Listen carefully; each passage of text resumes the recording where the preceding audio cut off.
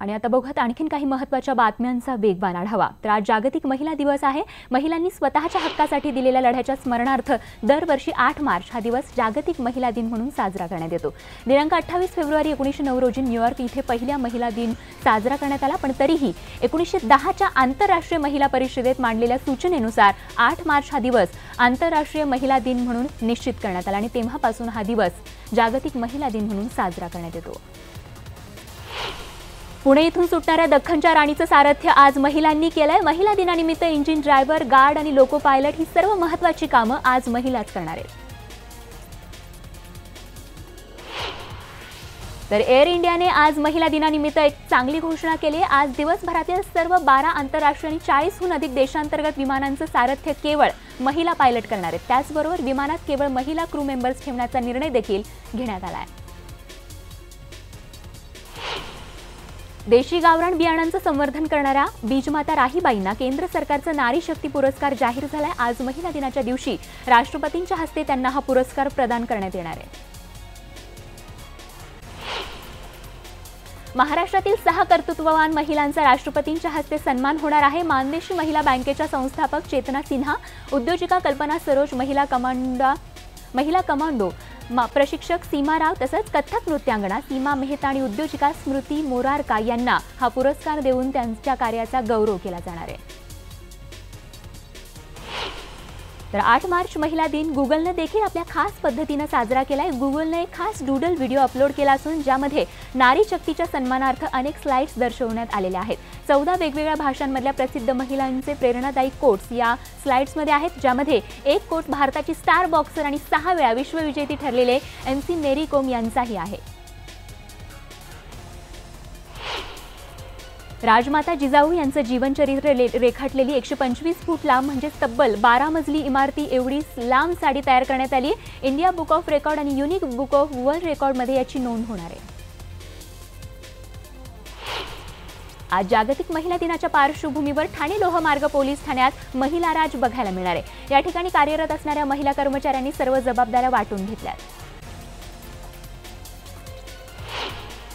ST महामंडळाकडूनही राज्यात 8022 चालक तथा वाहक पदं भरली जाणार असून यामध्ये 2406 पदं ही महिलांसाठी राखीव आहेत। या पदासाठी 743 महिला उत्तीर्ण झाल्या असून त्यांची कागदपत्र छाननी आणि अन्य प्रक्रिया पार पडेल, ज्यामध्ये पात्र ठरल्यास अवजड वाहन प्रशिक्षणासाठी त्या रुजू होतील।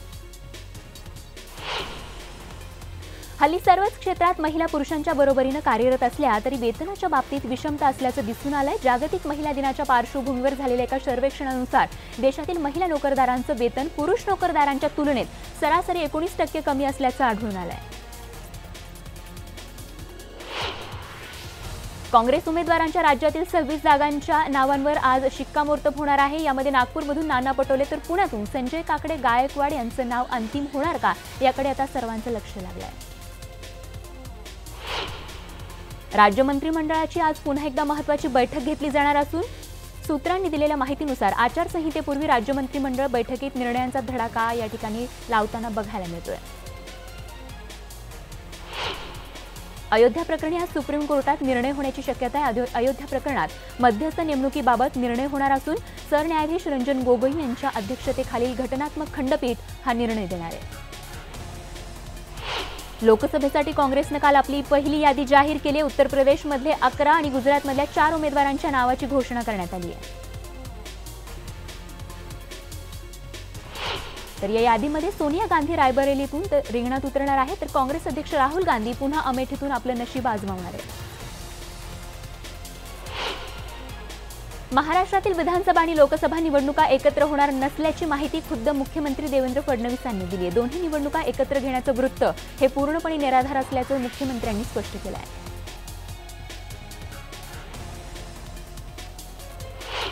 आगामी निवडणुकांसाठी राज ठाकरे आणि शरद पवार यांच्यात चर्चा झाल्याची माहिती समोर आली आहे। मनसेला सोबत घेण्यासाठी राष्ट्रवादी अनुकूल असल्याचं कळतंय।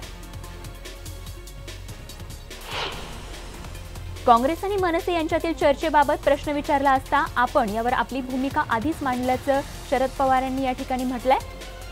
तर मुंबईमध्ये झालेल्या बैठकीनंतर त्यांनी हे स्पष्टीकरण दिलंय। धनंजय मुंडे आणि पंकजा मुंडे पुन्हा एकदा आमने सामने आलेत। राज्य सरकारच्या ग्रामविकास आणि महिला आणि बालकल्याण खात्याअंतर्गत 65 कोटींचा मोबाईल घोटाळा झाल्याचा आरोप विधान परिषदेचे विरोधी पक्षनेते धनंजय मुंडे यांनी केलाय। मुख्यमंत्री देवेंद्र फडणवीस आणि उद्धव ठाकरेंमध्ये आज बैठक होणार असल्याची माहिती मिळतेय। या बैठकीतच जालन्याचा तिढा सुटण्याची शक्यता खुद्द उद्धव ठाकरेंनी वर्तवली आहे। आज दवाखाना बंद आहे, डॉक्टर आल्यावरच पुढचा निर्णय होईल अशी कोटी यावेळी उद्धव ठाकरेंनी केली आहे। गेल्या अनेक दिवसांपासून जालन्यातील मतदारसंघावरून भाजप नेते रावसाहेब दानवे आणि शिवसेना नेते अर्जुन खोतकरांमध्ये वाद सुरू आहे। निवडणुकीआधीच्या शेवटच्या मंत्रिमंडळात बैठकीत या ठिकाणी आर्थिक राजधानीला मोठी भेट देण्यात आली आहे। मुंबईच्या लाईफलाईनसाठी 54,777 कोटींचा निधी जाहीर करण्यात आला आहे। साखर उद्योगासाठी 2,790 कोटी रुपयांची मदत जाहीर केली आहे। त्यामुळे ऊस उत्पादक आणि उद्योजकांचं तोंड गोड करण्याचा प्रयत्न आहे। नाईट फ्रंट या संस्थेनं नुकतंच जारी केलेल्या जागतिक पातळीवरील संपत्ती विषयक अहवालानुसार मुंबई शहर जगातील 12व्या क्रमांकाचं सर्वाधिक श्रीमंत शहर ठरले। 2017च्या अहवालात मुंबई 18व्या स्थानी होती। म्हाडातर्फे विविध गृहनिर्माण प्रकल्पातील 217 सदनिका तर मुंबई आणि कोकणातील 278 व्यापारी सदनिकांसाठी ऑनलाईन अर्जाच्या नोंदणीला सुरुवात झाली आहे। या अर्जांची सोडत 21 एप्रिलला होणार आहे। उच्च शिक्षण संस्थांमध्ये यापूर्वीची 200 बिंदुक्रम आधारित आरक्षण पद्धती लागू करण्यासाठीचा केंद्रीय शैक्षणिक संस्था अध्यादेश 2019 मध्ये जारी करण्याच्या प्रस्तावाला केंद्रीय मंत्रिमंडळानं मंजुरी दिली। त्यामुळे आरक्षणासाठी विद्यापीठ महाविद्यालयाचा संबंधित विभाग किंवा विषय हे एक धरण्याऐवजी ते संपूर्ण विद्यापीठ किंवा महाविद्यालय हे एक समजले जाणार आहेत। नागपूरकरांची मेट्रोची प्रतीक्षा अखेर संपली। पंतप्रधान नरेंद्र मोदींनी नागपूर मेट्रोचं उद्घाटन केलं। तर आज आणि उद्या नागपूरकरांसाठी मेट्रोचा जो गारेगार प्रवास आहे तो मोफत असणार आहे। खापरी ते बर्डी मार्गावरून ही मेट्रो धावणार आहे। नागपूर मेट्रो उद्घाटनाच्या वेळी दिल्लीतून मेट्रोला पंतप्रधान नरेंद्र मोदींनी हिरवा झेंडा दाखवला। यावेळी नागपूरकरांमध्ये उत्साहाचं वातावरण बघायला मिळालं। नागपूर मेट्रो उद्घाटन झाल्यानंतर मुख्यमंत्री देवेंद्र फडणवीस आणि नितीन गडकरी यांची एकत्र मेट्रोमधून प्रवास केला। पुलवामा दहशतवादी हल्ल्यानंतर मुंबईमध्ये रस्ते, सागरी मार्ग आणि रेल्वे या ठिकाणी मोठ्या प्रमाणात सुरक्षात्मक दृष्टीने हालचालींना वेग आलाय। या भागात सुरक्षा रक्षकांकडून कडक तपासणी करण्यात येते आहे। राज्यातल्या महाविद्यालयांसाठी महत्त्वाचा निर्णय घेण्यात आलाय। त्यानुसार राज्यातल्या शाळा मॅनेजमेंटचा इन हाऊस कोटा हा 20% आता 10% करण्यात आलाय। 2018-19 मध्ये निवृत्त होणाऱ्या नोकरदार वर्गासाठी आता मोठा दिलासा देणारी बातमी आहे, कारण 20 लाखांपर्यंत मिळणाऱ्या ग्रॅच्युटीवर आता कोणताही कर लावला जाणार नाही। केंद्र सरकारनं 20 रुपयांचं नाणं चलनात आणण्याचा निर्णय घेतलाय। केंद्रीय अर्थ मंत्रालयानं या संदर्भात एक अधिसूचना काढली आहे। मुख्यमंत्र्यांच्या हस्ते नागपूरमध्ये कामगारांसाठी अटल आहार योजनेची सुरुवात झाली आहे। आमचं सरकार असेपर्यंत कामगारांसाठीच काम करत राहील असं आश्वासन यावेळी मुख्यमंत्र्यांनी दिलं आहे।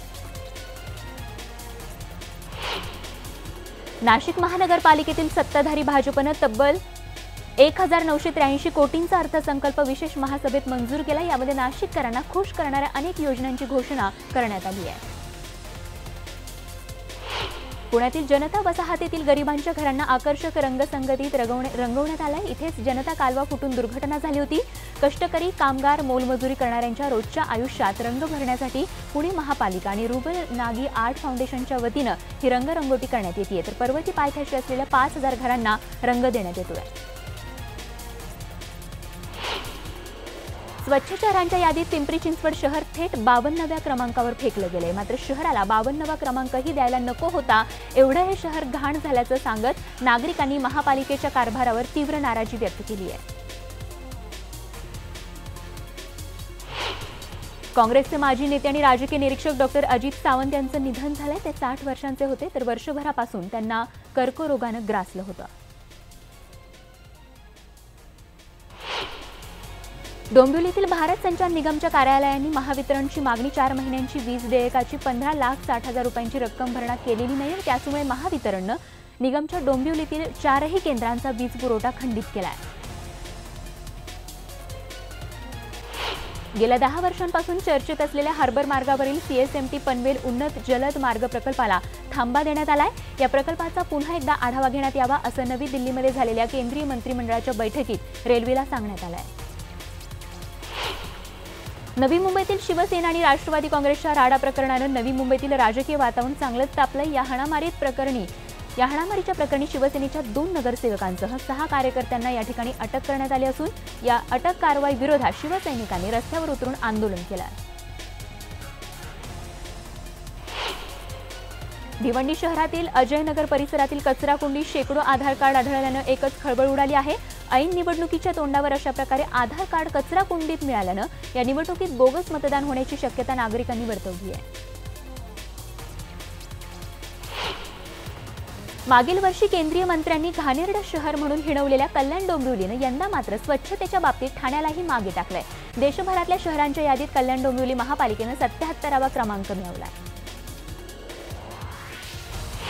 सीआरझेड प्रकरणी अनधिकृत ठरवलेला डायमंड किंग नीरव मोदी याचा आलिशान बंगला स्फोटक लावून जमीनदोस्त केला जाणार आहे आणि यासाठीची सगळी कार्यवाही या ठिकाणी पूर्ण झाल्याचं कळतंय। बारामती पट्ट्यामध्ये भोरड्यांचे मनमोहक थवे या ठिकाणी बघायला मिळतात। लाली पसरलेल्या आभाळाला जणू सलामी देणारे लक्ष भोरड्यांचे थवे मनोहारी नृत्याविष्कार डोळ्यांचं पारणं ठरतायत। प्रजा फाउंडेशननं मुंबईतील गुन्हेगारीचा तपशील आकडेवारीसह दिलाय। या आकडेवारीनुसार दक्षिण आणि उत्तर मुंबई महिलांसाठी धोकादायक असल्याचं उघडकीस आलंय। महापौरांसाठी शिवाजी पार्क इथल्या पालिकेच्या जिमखान्याची जागा रिक्त करून तिथे नवीन महापौर बंगला बांधला जाणार आहे। शिवाजी पार्कमधील वीर सावरकर मार्गाजवळील पालिका कर्मचाऱ्यांसाठीच्या जिमखान्याचं स्थलांतर महालक्ष्मी इथे करण्याच्या प्रस्तावास भाजप आणि विरोधी पक्षांनी सहमती दर्शवली आहे। झोपडपट्टी पुनर्वसन योजनेतील सदनिकांच्या खरेदी विक्री व्यवहारावर 10 वर्षांच्या कालावधीनंतर ना हरकत प्रमाणपत्राची आवश्यकता राहणार नाही। हा निर्णय गृहनिर्माण विभागाच्या मंत्रिमंडळ उपसमितीच्या बैठकीत घेण्यात आल्याची माहिती गृहनिर्माण मंत्री प्रकाश मेहता यांनी दिली आहे। म्हाडाच्या 217 घरांच्या सोडतीसाठी अर्ज करण्याच्या पहिल्या दिवशी एका तासात 124 अर्ज दाखल झालेत। घरांच्या या सोडतीत 25 ते 30 हजार अर्ज येण्याचा अंदाज आहे। इगतपुरी तालुक्यातील आडवण गावात चोरीच्या घटनेत एक चोरटा पळून जाण्याच्या प्रयत्नात खाली पडल्यानं गंभीर जखमी झाला। यानंतर ग्रामस्थांनी पोलिसांना यासंदर्भात माहिती दिली। या चोरट्याचा रुग्णालयात उपचारादरम्यान मृत्यू झाला, तर या चोरट्याचे साथीदार फरार झाले असून त्यांचा शोध सुरू आहे। लोकपाल आणि इतर सदस्यांच्या नियुक्तीसाठीच्या निवड समितीच्या बैठकीच्या संभाव्य तारखेची माहिती 10 दिवसांमध्ये आपल्याला द्यावी असे निर्देश देण्यात आले। सर्वोच्च न्यायालयाने अटॉर्नी जनरल के वेणुगोपाल यांना याबाबत गुरुवारी सांगितलं आहे। भाजप अध्यक्ष अमित शहा यांनी खासदारांकडून त्यांच्या 5 वर्षांच्या कामगिरीचा अहवाल मागवलाय। खासदारांनी सादर केलेला तपशील भाजपचं सर्वेक्षण आणि पक्ष संघटनेच्या अहवालाच्या आधारे उमेदवारांची नावं निश्चित केली जाणार आहेत।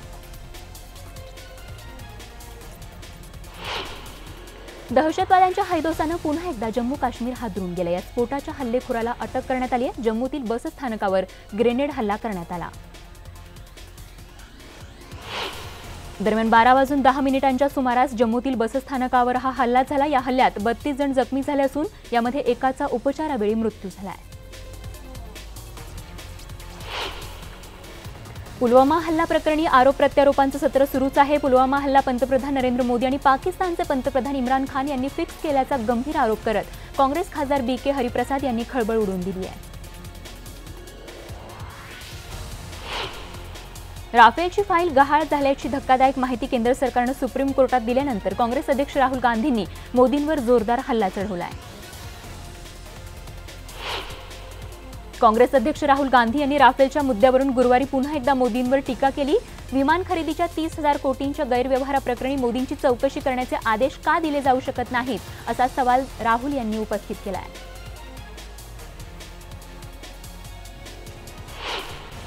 तर या प्रकरणी शरद पवारांनी देखील सरकारवर हल्लाबोल केलाय। राफेल विमान खरेदी प्रकरणाची चौकशी झाली पाहिजे अशी मागणी शरद पवारांनी केली आहे। राफेल लढाऊ विमान खरेदी प्रकरणातील कागदपत्रांची चोरी आणि परवा झालेल्या बुटाने हाणामारीच्या प्रकरणावर अखिलेश यादव यांनी टीका केली आहे। भाजपकडून सध्या झूट आणि बूटचा प्रचार सुरू आहे असं म्हणत त्यांनी भाजपवर निशाणा साधला आहे। राफेलबाबत सुप्रीम कोर्टानं क्लीन चिट देऊनही आरोप करणाऱ्या राहुल गांधींना आता पाकिस्तानचं प्रमाणपत्र हवंय का अशी खरमरीत टीका केंद्रीय कायदा मंत्री रविशंकर प्रसाद यांनी केली आहे। पाटीदार नेते हार्दिक पटेल काँग्रेसमध्ये प्रवेश करणार आहेत। 12 मार्च रोजी हार्दिक पटेल काँग्रेसमध्ये प्रवेश करणार आहेत, तर जामनगर लोकसभा मतदारसंघातून हार्दिक पटेल लढण्याची शक्यता आहे। मतदानाच्या 48 तासांआधी सोशल मीडियावर काहीही मजकूर प्रसिद्ध करण्यास मनाई करावी अशा विनंतीचा निर्देश मुंबई उच्च न्यायालयानं केंद्रीय निवडणूक आयोगाला दिलाय। जाहिरातबाजीवर तात्पुरत्या बंदीचा आदेश आणून ब्लॅकआउट करण्याचा विचार करावा असं या विनंतीत म्हटलं गेलंय। रेल्वे स्थानकांवर प्रवाशांचं सामान नेणाऱ्या सहाय्यकांसाठी आता स्वतंत्र मार्गिका केली जाणार आहे, त्यामुळे सध्याच्या ट्रॉली किंवा हातगाड्यांमुळे ऐन गर्दीच्या वेळी होणारा गोंधळ कमी होऊ शकेल असा विश्वास रेल्वे मंडळानं व्यक्त केला आहे।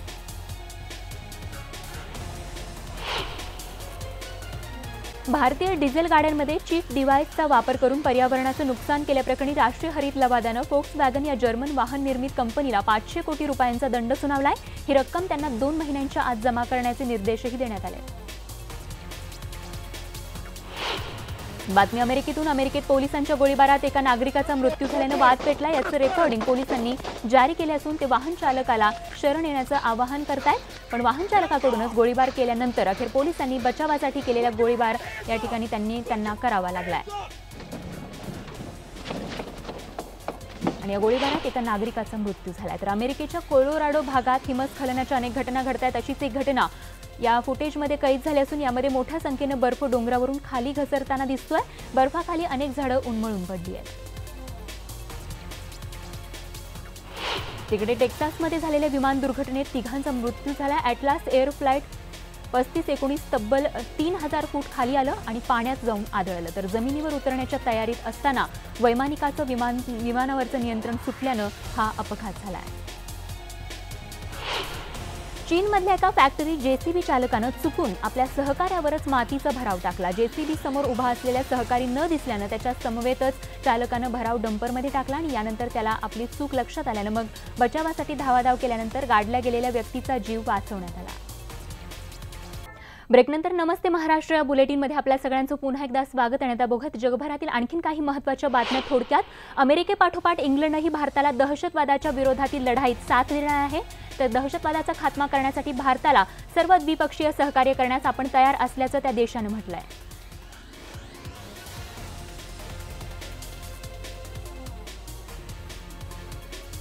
आणि यानंतर आता बातमी क्रीडा विश्वातून आपण पाहणार आहोत।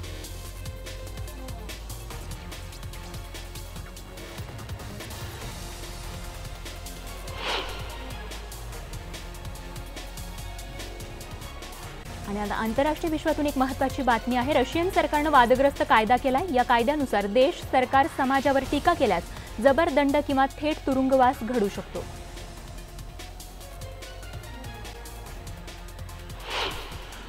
बातमी क्रीडा विश्वातून भारत आणि ऑस्ट्रेलिया यांच्यातील तिसरा एकदिवसीय सामना आज रांचीमध्ये होणार आहे, तर तिसऱ्या सामन्यासाठी भारतीय संघ काल रांची इथे दाखल झालाय। यावेळच्या सामन्यात भारतीय संघाला विजयाची हॅट्रिक करण्याची संधी आहे। तर ऑस्ट्रेलिया विरुद्ध सुरू असलेल्या एकदिवसीय मालिकेतील तिसरा सामना रांची इथे होणार असून टीम इंडियाचा माजी कर्णधार महेंद्रसिंग धोनी हा रांचीचा असल्यानं त्यानं संपूर्ण टीमला आपल्या फार्म हाऊसवर जेवणासाठी आमंत्रित केलं होतं। आयपीएलच्या 12व्या हंगामातील सामन्यांच्या वेळांबद्दलचा संभ्रम संपुष्टात आलाय। 23 मार्चपासून सुरू होणारे आयपीएलचे सर्व सामने हे रात्री 8 वाजता सुरू होणार असल्याचं स्पष्टीकरण बीसीसीआयच्या क्रिकेट प्रशासकीय समितीचे प्रमुख विनोद राय यांनी दिलंय।